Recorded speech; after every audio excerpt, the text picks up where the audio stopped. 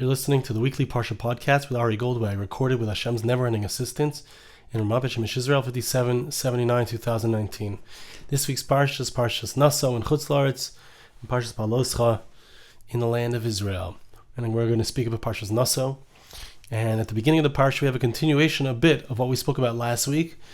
We discussed the fact that the Kehas family were the ones who carried the Kalim of the Mishkan. At the beginning of our Parsha, we have the Gershon family, what their job was, which was to carry the Riyos HaMishkan, the curtains of the Mishkan. And finally, we have the Bnei Merari, the third family of the Levites, whose job was to carry the boards of the Mishkan and the pieces that were connected to those boards. Now, the medrash tells us something which at first glance seems not so complimentary to the Bnei Merari. And I'd like to try to understand it. I want to point out a most amazing idea that I think that we see, or it's very clear that we see, in these medrashim. It says like this: Bnei Merari lemishpachoisam b'vnei Kehas b'nei Gershon nemar behen nisius rosh. When it comes to the two families of Gershon and Kehas, so we see that the Torah says, raise up their heads. Raised up their heads. What is the idea of raising up someone's head? Nasso es roish b'nei Gershon, Nasso es roish b'nei Kehas. Raise up the heads of these families. It doesn't say that by Bnei Merari. It says only by Gershon and Kehas. What's the idea of raising up their heads? So it shows a certain honor that HaKadosh Baruch Hu is giving to those families. L'Kehas b'avor kavod ha'aron. To the family of Kehas, they received honor. Why? As we said last week, because of the fact that they were the ones who carried the Aron HaKodesh. They carried the most exalted of the vessels of the Mishkan, the Gershon al Shahiyah Bechor. Gershon also received a certain honor because they were the firstborn. Okay? And I'd like to point something out, which I saw in one of the Meforshim, and that is that why were the Bnei Kehas Zeiche? How did they have the merit to be able to carry the Aron? What was special about them? It's because of the toiling in Torah of Moshe and Aaron. As a result of their efforts that they put in a certain sense, it made them to be greater than the Bnei Gershon, even though Gershon was the Bechor. Okay, so we see from that depending on a person's efforts, so they can receive great honor. They weren't the firstborn, and they didn't have this opportunity to carry the heavy vessels, not the heavy vessels, I'm sorry, they did carry heavy vessels actually. They didn't carry the chashuv vessels, the important vessels, the Aron, etc. So therefore, all they carried were the boards and the different pieces that held them together. They never had It doesn't say they raise up their heads. The Torah doesn't give them this language of honor. Okay? Now, very interesting. Let's keep reading here. And the verse tells us that we need to count them to their families, to the house of their fathers. The medrash wants to understand why is it that when it comes to the family of Kehas,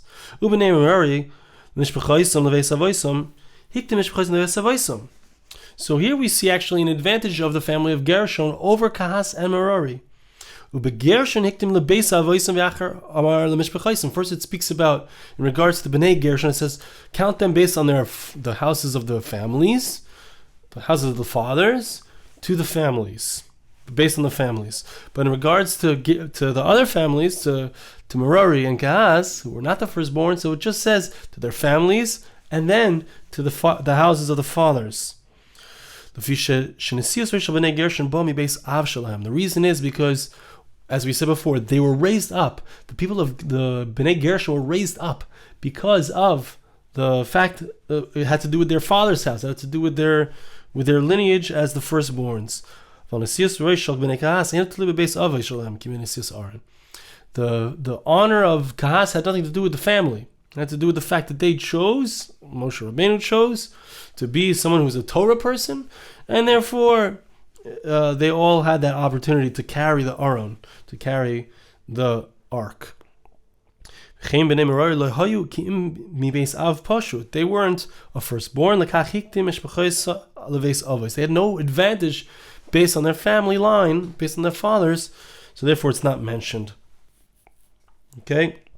And one more point here in the medrash, which I think is important. The verse says, this is what they carried. This, specifically this, and not anything else. This teaches us that the children of Merari were not permitted to carry that which the Bnei Gershon were carrying, and they couldn't mix up the services. This was the service of Bnei Gershon, this was the service of Bnei Kehas, this was the service of Bnei Merari. Each one had their specific services that they did. Later on in this medrash, it says something else, which is an interesting point, which is worthy of mention. The verse tells us that they were assigned based on their names, exactly what they would be carrying. Okay, and as the Meforshim point out here, the Eitz Yosef explains that the Bnei Merari, so they had a very that which they carried was much heavier. Okay, so things needed to be specifically assigned so that there wouldn't be any fighting. Each person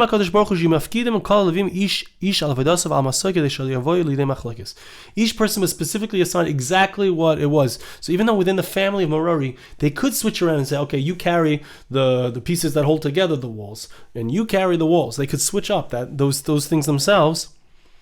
Nevertheless, it was assigned in such a way that there shouldn't be machlokes. Each planet Levi Yita and Krushim. They would say, this particular person who's a Levite shall carry the boards. Each planet Levi Yita and Berichim. Each planet Levi Yita and Amudim. V'chein kol kli v'chli. Each and everything was specifically assigned. Okay? That's interesting point number 2. All right. Now comes point number 3, which seems to be the opposite of the first of the first point. Because what we seem to say over here is that there's an advantage, of course, of Gershon, firstborn, advantage of Kehas, gets to carry the Aron Abris, the Ark of the Covenant. And there's a disadvantage of Bnei Merari, they don't get to do as great of a thing, and they don't get the same honor. But we see, the medrash points out later on, that there is a different advantage that Bnei Merari has, interestingly. So the Torah gives us a numbering of the Bnei, of each of the families of the Levites. Now, the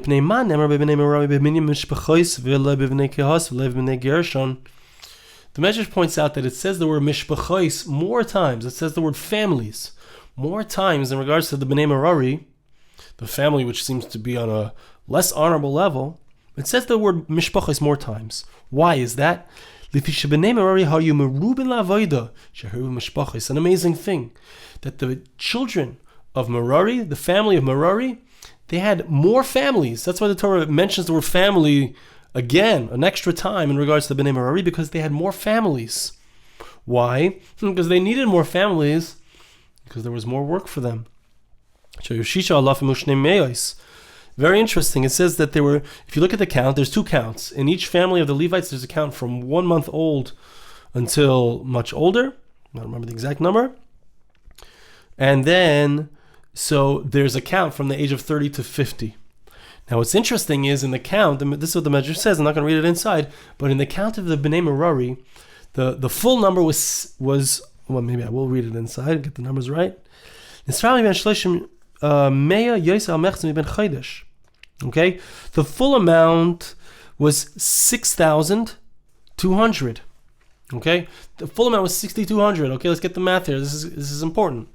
6,200 members of the family of Merari. How many of those were between the age of 30 and 50? 3,200. Okay, 100 more than half, right? 3,100 would be half of 6,200. There were 3,200, more than half. However, when it came to the other families of the Levites, so the numbers were not the same. Between the age of 30 and 50 was a third or less. The numbers were much less when it came to other families. So you see that the people between the ages of 30 and 50 who were able to do the avodah, to do the service in the Mishkan, the number was much higher in proportion, and actually in regards to the family of Merari. What is the idea here? Okay, what's the idea here? So we see that there was an advantage, there was a greatness in a certain sense in numbers, perhaps not in the quality of their service, but certainly in the numbers of how many people were available to serve Hashem and be able to carry these parts of the Mishkan, which were necessary. There was more of those pieces. there were more of them. It was very interesting. So even though they didn't have that exalted honor, but there was more of them. There were more people that were available to do the avodah, to do the service of the Mishkan, to carry those pieces. So it's very interesting. It's remarkable, I think, that we see that there's this contrast. Now the medrash tells us something, and this is the point here. And I'm actually going to do something unusual here today. I have 2 points. Usually I have one, and we'll see that they're connected. But the first point is, the wrap up of the first point is as follows. The Torah tells us, chapter 4, verse 44, that these are all the numbers that Moshe Rabbeinu counted when it came to the families of the Levites. Merari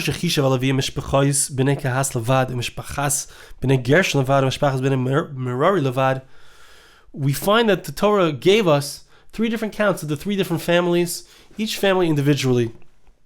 And the Torah gives us the full amount, the full number of all of the families of Levi together. Why does it do that? Lahagid, to teach us shekulam lefnei hamakom b'chiba. A beautiful thing. That every single one of them, all 3 of those families, we count them separately to show that there's a certain chashivas, a certain significance, a certain honor. This one's the oldest. This one is has the most important job. This one is not as important in a certain sense. But we count them all together as well to show you that when it comes when it comes to Hashem's love for these different families who have different individual jobs, different special jobs, Hashem's love for each of them is equal. God doesn't have favorites, so to speak, when it comes to his love and his feeling of connection towards each of these different families. It might be true that there's a hierarchy, and hierarchy is important. It might be true that there's a hierarchy. This one is more able. This one has a larger family. It makes more sense that this family be the one who's going to carry the pieces that have more pieces. This family is the firstborns. They get a certain honor. This family is the one that carries the honor, and they get a certain honor. But each one has its own individual specialness, importance. And Hashem loves all of them equally. That's the medrash. It was a very beautiful thing, and I think it's an incredible lesson that many times, there might be people who are more important, there might be people who are less important, there might be people who, do more important jobs, or, I always wonder, and I think I've mentioned this previously, but I always wonder, people send me songs, and Hashem for some reason decided to send songs to me that are that I would perform or that I would sell to others, and those songs became very popular, many of those songs. And I always wonder, when I get songs, people send me their songs that they've made up, and why does Hashem do that exactly? Some people have the merit to be able to sing a song that many people will be able to relate to. Some people have less of that opportunity. I always encourage people. I have a guy who calls me every once in a while. I always encourage him, sing those songs to your friends. Sing those songs in your context, in your opportunities. It's nice to be very famous, or it's nice to have a song that everybody sings, but it's also important Hashem gave you a song for where you are in your context. And that's the kind of the message here, is that every single person has his place. Not everyone has the same chashivus, not everyone is as honored, as important, firstborn, carrying this thing, but everyone is important.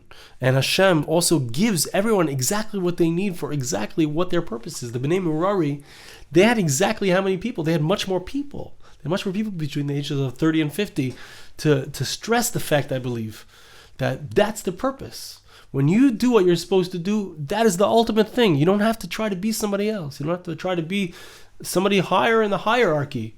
It's not important. It's not necessary. All that's necessary is that each individual do what they're meant to do, their specific job. So that's the first point. All of them are equal in Hashem's eyes when it comes to love, his love for them. Now the next medrash immediately after this, and this is, I believe, connected to what we spoke about last week. The message of the next medrash has to do with what was the other avodah of the Levim. We know that the Kohanim, the priests, served inside of the Mishkan, so inside the Beis Hamikdash, the temple. They brought the korbanos, the sacrifices. We know that the Levites, as we spoke about this week and last week, when it came to the moving of the tabernacle, when everything was moving, so then they would be carrying it. Right? We know that. But I have a secret to tell you. There was another job of the Levites. There was another service which they performed. The Kohanim did the avodah of the Mizbeach. The priests did the work of bringing the korbanos, the sacrifices, and the Levites had their avodah. They had their special service. What did they do? Tani, Hashir Ma'akev es HaKorban, Divrei Meir, V'chachamim Amrim Ein Ma'akev. They would sing. Right? The Levites famously, even till this very day, many times you might have met some Levites yourselves that are very musical. I know many myself. I'm not a Levite. Maybe Eliyahu Navi will come and reveal that I'm a Levite. But there are many Levites who are very musical, and this is something that they had. As we mentioned last week, Moshe Rabbeinu composed the greatest song of all time. Moshe Rabbeinu was Yashir Moshe. Okay? And so they were involved in the Shira. What was the songs? So we know that they sang a song of the day. Shir Shalvim Hoyu Omer Beis HaMikdash. They sang a special song each day. But when was their song sung? When did they sing a song? They sang their song in tandem to the Hakravas HaKarbanos, to the bringing of the sacrifices.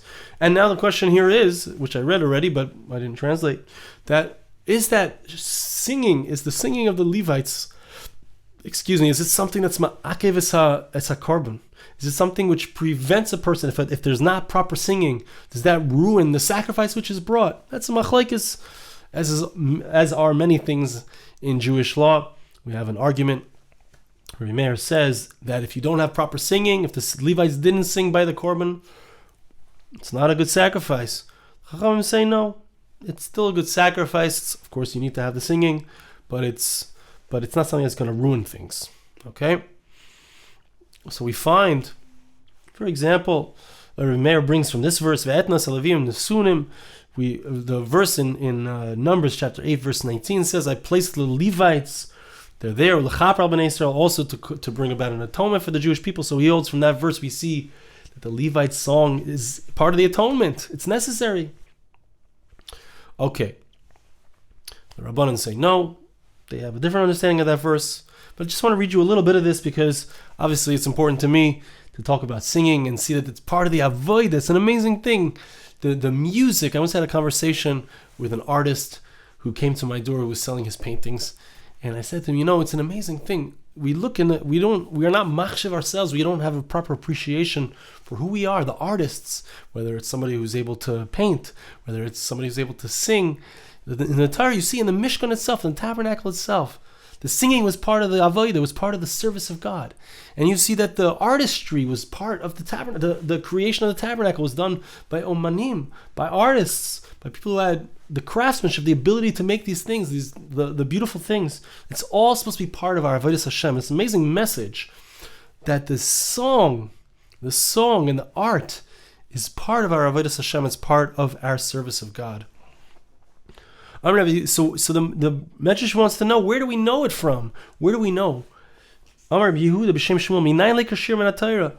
we know that the songs are important? That the music in the Mishkan, how do we see in the Torah that this is something which is part of the avodah? So it brings different verses. A verse in Deuteronomy, V'sheres b'shem Hashem, that they would serve in the name of God. Very interesting that this is a source. They would serve in the name of God. What is that? What does it mean to serve in the name of God? Have you ever Zoshira? We must say, says the medrash, that this is song. Amazing thing. What is the definition of song? Serving in the name of God. When we have a proper song, a Jewish song, what is a Jewish song? It's the song of the Levites. What's the Jewish song? How can we recognize the Jewish song today? Something that's about raising up the name of Hashem. It's about dedicating ourselves to Hashem, to our service of Hashem. Rabbi Yisrael Gamar Mihacha. Yisrael says a different source. The verse says in Psalm chapter 81, verse 3, raise up a song and bang on the drum. Kinor naim, play the harp. Im navel, or maybe a violin with a harp. Play the musical instruments. Se'u, raise it up. This idea of raising up, which interestingly we saw in regards to the honor of the sons of Kehas and Gershon. There's a raising up that happens when we play music. There's a rising, there's a lift, an uplift, a spiritual uplift that occurs. And it's when we focus it, as we said, on the Shem Hashem, on the name of God. And he says over here, at the very end of this medrash, I'm not going to read all the different sources, but at the end it says, it brings a verse, it speaks about Gam Haim, Gam Hatem, it compares the Kohanim and the Levites. this is to teach us, as Rabbi Yonasan, that there's a similarity between you, that we need both the service, the sacrifices that are brought by the priests, and we need the music that's played by the Levites. These are both essential components of our service of Hashem. And the final thing here, Rabbi Yechon Amar Mehachal Avodah Avodas Avodah. The verse refers to the fact that there's a service of a service of a service. What is the service that requires service? This is song. The song is the service of the service. And he says an amazing thing here in the ACA. He says, Shir tzarech avodas karbon. You need, in order to sing a proper song, like we saw before, that needs to be b'shem Hashem, it needs to be something which raises up the name of God. There's another aspect of it, that the song needs to come, in order to sing a proper song, it needs to accompany avodas hakorban, the service of the sacrifice. She'enei nemar ela ala yain shel nischei korban. The verse tells us, the verse tells us you blow those trumpets, the musical instruments, you play them when? When you bring your karbanos, when you bring your sacrifices. This is the moment of song. When we're serving Hashem, perhaps we're coming to bring a korban because it's something that Hashem has commanded us to do, or perhaps it's because we've sinned and we want to come back into a relationship with God. But no matter what the reason is that we're bringing the korban, it's accompanied by song. A true song is about service of God. A true song is about our relationship with Hashem. And like we saw last week, we spoke about the fact that when they turned towards when the cows turned towards the Aron, then they started singing, right? When we are turned towards our avodas Hashem, we spoke about the different aspects and the different levels. We spoke about the Kehas, Gershon, Merari. Each of them had a special service of Hashem, but each of them was loved equally by Hashem. And when it comes to the songs, what happens when we serve Hashem, like we said last week? What happens when we serve Hashem? Right away, we burst out in song. The song is an integral component of our service of Hashem. The song expresses something emotionally. It raises us up, raises up our emotions so that all parts of ourselves are involved in our service of Hashem. I want to bless you, and please, I ask you to bless me. Hashem should help us. We should be zeichet to have this true avodah return, the true service of God, and the true song of Hashem, which accompanies the service of God. It should be speedily and in our days. Thank you so much for listening. Have a wonderful Shabbos. This podcast was made possible through the gracious donations of listeners like you. For more podcasts like this, please visit www.arigoldwag.com or search on iTunes Ari Goldwag.